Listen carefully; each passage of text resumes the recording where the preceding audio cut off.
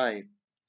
So the reason I haven't commented on the American election aftermath for a while is because there's just so much flying around at the moment. I wanted to consider an angle in which to approach this. The latest news that is from CNN, um, and I can quote other sources, but for now I'll just say from CNN is that Biden has 306 electoral college votes, Trump is on 232. They've projected Arizona and Georgia have went to Biden. That's the first time, I believe, since 1996, Clinton's re-election, that a Democrat has got those states. Actually, I think Obama may have got Arizona, but what I want to address is the this notion of where we are at the moment with this election.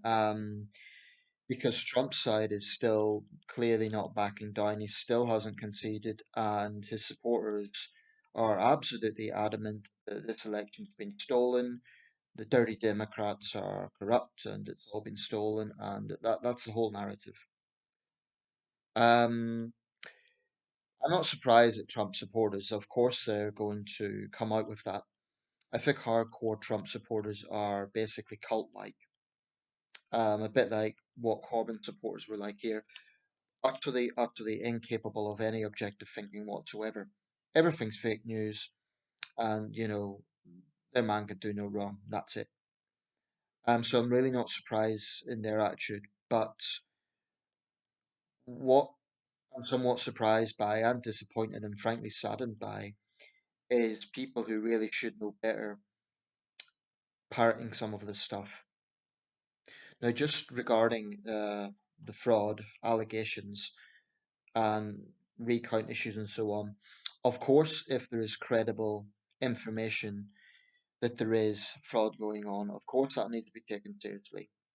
And I wouldn't attack anyone for asking questions about this, but a lot of this stuff turns out to have little actual basis in fact. For example, there was a woman in Georgia, 94-year-old woman, who voted in the name of her late husband, a World War II veteran. Now, the Trump side used this as an example of supposedly a dead person voting. I think her husband passed away 16 years ago, but she was voting in his name as in Mrs. I'll get the name up here. It was actually reported by the Daily Mail. Hardly a lefty source, it's hardly a natural Biden paper. So the woman's called Agnes Laluk, 94 years old. She voted in Georgia by mail. The Trump campaign used this as an example of fraud, but they knocked on her door and she's alive. Um, and I mean, this is only one example. I'm not saying that's going to be the case everywhere, but it does show that, those conspiracy theorists who are convinced that there's industrial scale fraud going on here need to look a little bit deeper because it isn't always the case. Um, I mean, the point about this is Trump has delegitimized this from the start. Even before the election began, he was saying the Democrats are going to steal it, they're going to find ways to make me lose, etc. So he already ingrained those ideas in his supporters' mind. He already planted those seeds of doubt. So it doesn't matter what the facts are, Trump supporters are going to be adamant that the election was stolen. And that's very sad because even if Biden is inaugurated on the 20th of January, and even though he clearly has a very strong, lead in terms of the popular votes, it's 78 million now compared to Trump's 72 million. Both figures, by the way, are records, but five over 5 million ahead. Unfortunately, because this president, sitting president, has cast such doubt on the process, America's still going to be a divided country after January the 20th, no matter what words of reconciliation President-elect Biden comes out with. And yes, I am calling him that because all the, as far as I'm concerned, reliable sources suggest that that's what he is.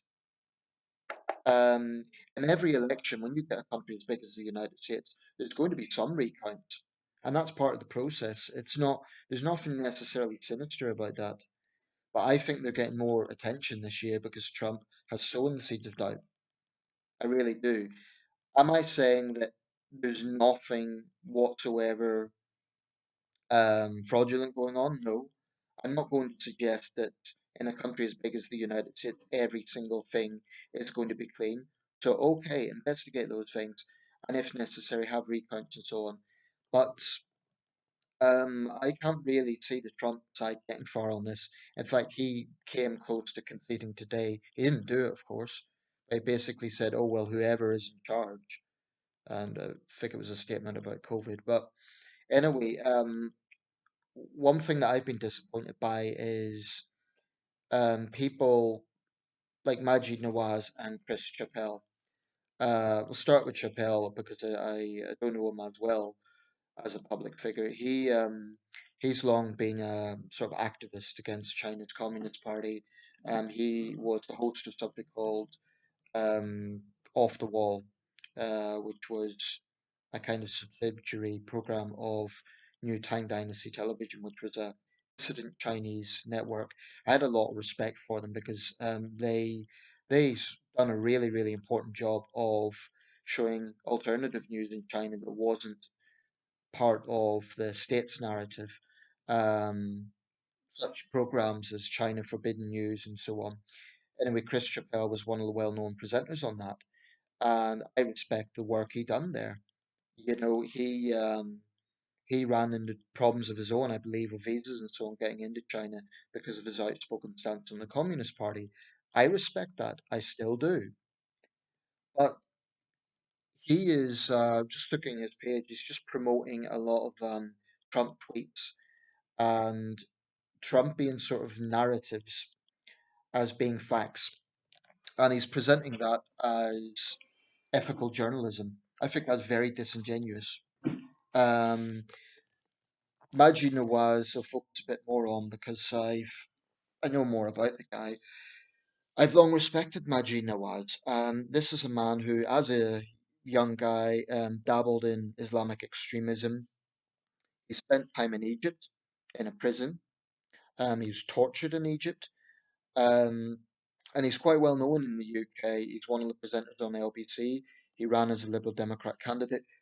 I've long respected his stance in turning his life around, going from a young Islamist to then standing up and speaking against Islamism, calling for moderation, and being a good advocate of egalitarianism and liberal Western democracy. And I really think that he was an inspiring figure.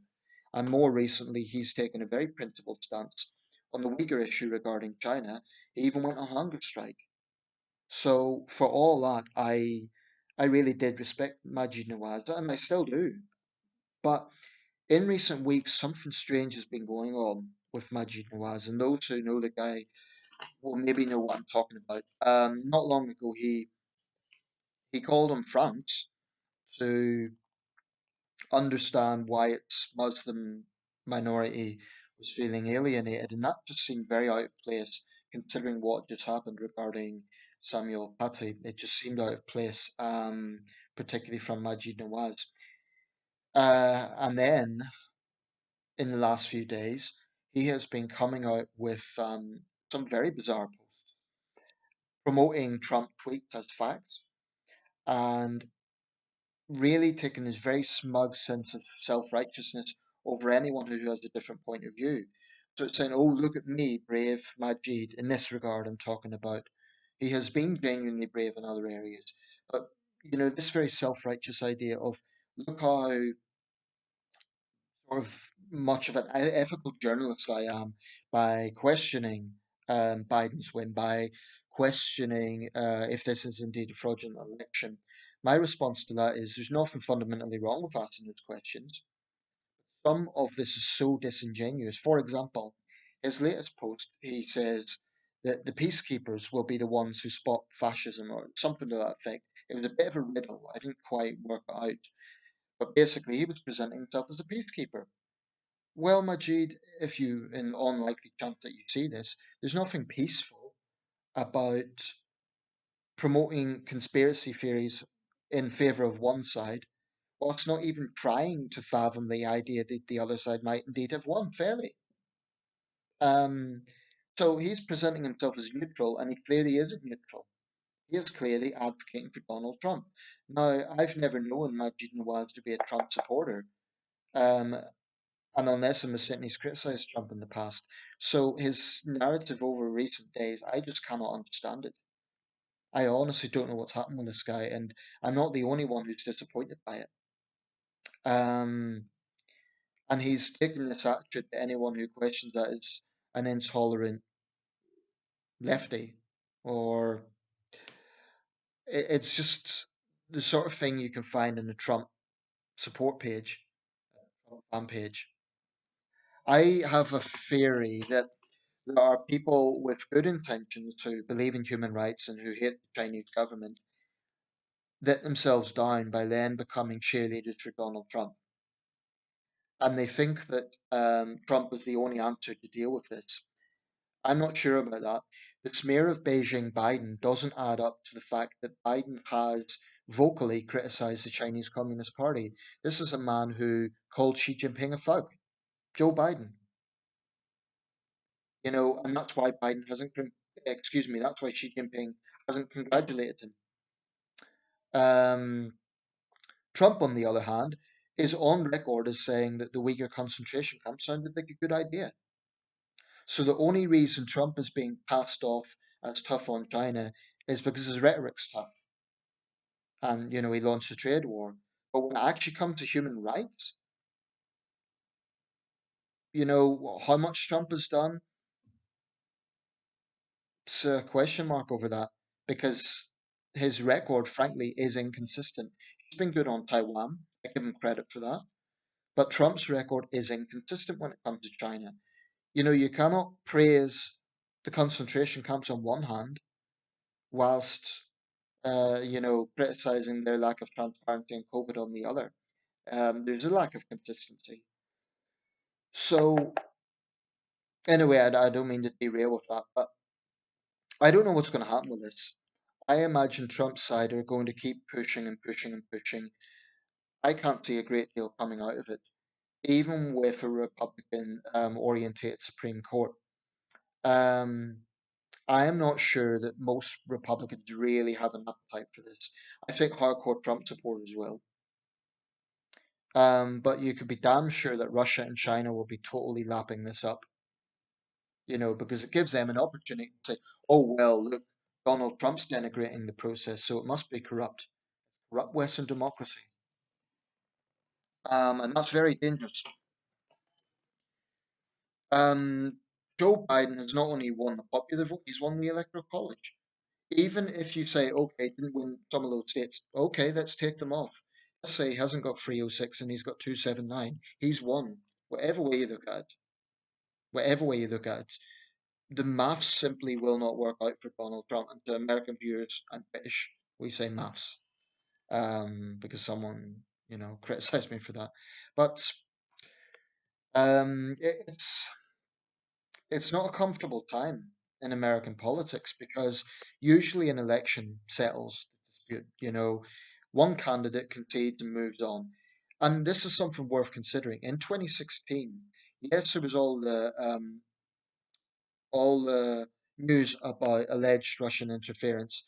And by the way, Trump hasn't been exonerated from that. That is not true. He hasn't been exonerated. Um, it was inconclusive. That's the truth. But Democrats, pushed that hard that there'd been Russian interference. Nevertheless, Hillary Clinton still conceded. She won the popular vote. That must have been really bittersweet. It's only happened 4 times in American history that the candidate who gets a popular vote loses the election. That can't have been easy, but she conceded.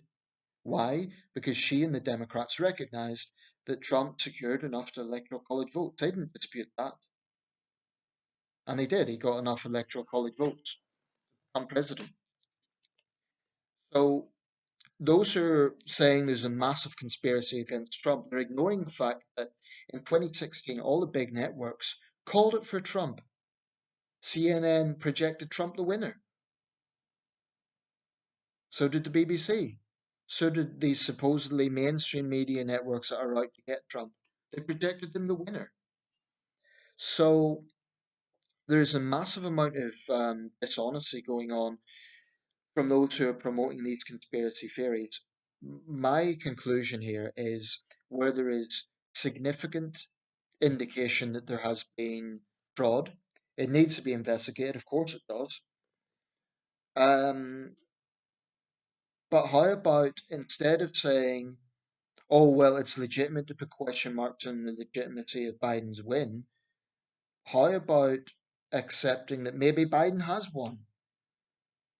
I mean, people like Najib Nawaz and Chris Chappell and others who are so convinced that there's a conspiracy going on here, and they're going to be red faced when nothing comes of it, frankly.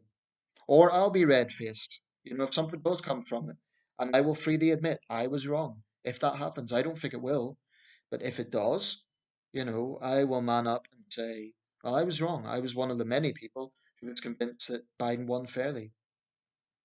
I'll say that. I'll say, well, this conclusively proves that was not the case. But I just don't see it going anywhere because a lot of these fraud claims, when you look a bit deeper, there's not actually much to them. They don't all have much basis. Some of them might, I would concede that, but